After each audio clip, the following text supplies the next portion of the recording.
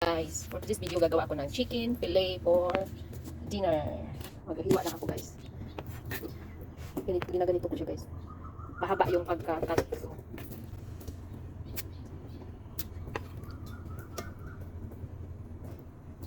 Ang ginagamit kong karne guys is yung chicken breast. Kasi ito ang maganda for making fillet. Kumbaga, homemade lang ito guys. Depende sa'yo kung gaano paano makapal ba. Yung sa akin, ang ginagawa ko is pahaba. Manipis na.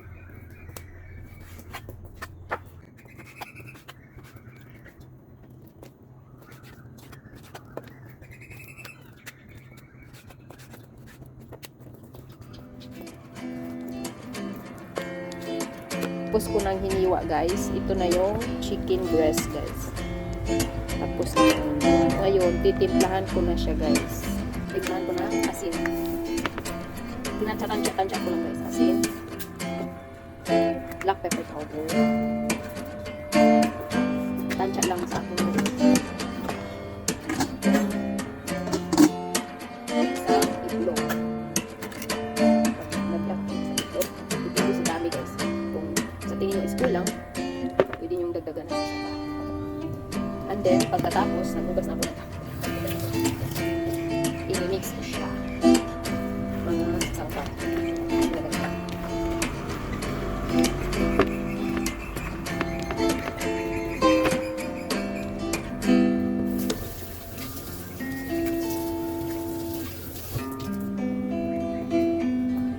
Dagdag ako ng sangkap. Ito yung tempura powder guys. Lalagyan ko siya ng tubig. Mga isang kutsara lang. And then, huwag masyado. Ito, cornstarch. Cornstarch. Mga ano lang. Isang kutsara din, pero hindi apaw. Tamtaman lang.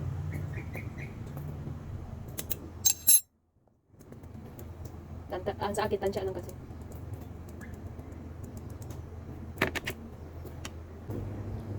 And then, pagkatapos guys, imamash ulit. Para okay na ito guys. Hindi siya masyadong basa. Isang itlog okay na. Pag marami, pwede siyang dagdagan ng itlog. And then, set aside ko muna mga 5 minutes. Tsaka ko ipalito. Guys, pwede mo siyang tikman yung butter. Yung kunti lang kung nag-even na ba yung timpla niya. Then pag okay na, ready to fry na siya guys. Set aside lang ng kunting minuto. Then, iluluto na. Ipa-fry na. Guys, magpa-fry na ako. Mag-start na ako mag-fry ng chicken fillet. Nainit ko na yung kawali. So, hintay ko na lang. So, ready na to guys.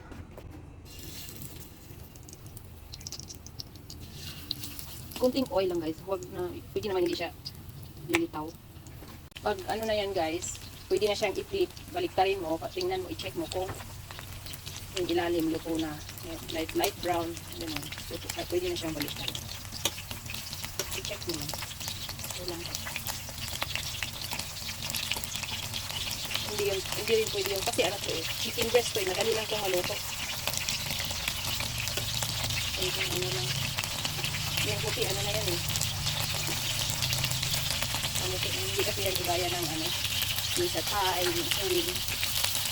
Ang breast kasi, chicken breast is madali lang. Hulaan natin ang asin. Dito ng kulay guys, pwede mo siyang balik pa rin. Sa isip mo lang. Na huwag din masunog.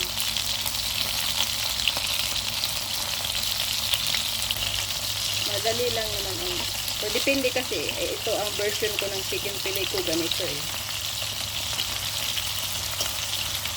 Kung gusto nyong makapal yung butter niya, yung, di ba yung iba kasi, yung marami yung nilalagay na flour or pwede mo siyang dagdagan yung pagmasa.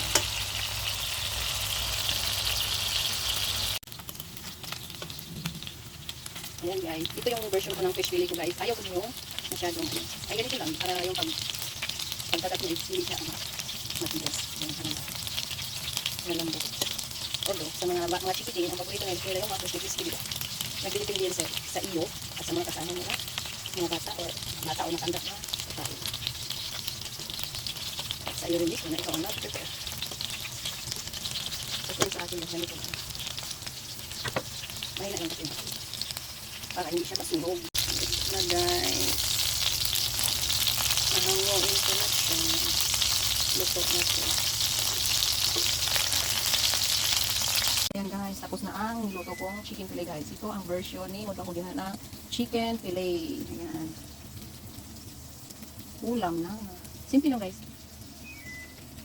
Pwede nyo itong lutuin para sa inyong mga chikiting, asawa, anak, kung sino pa ba bisita, pwedeng pwede.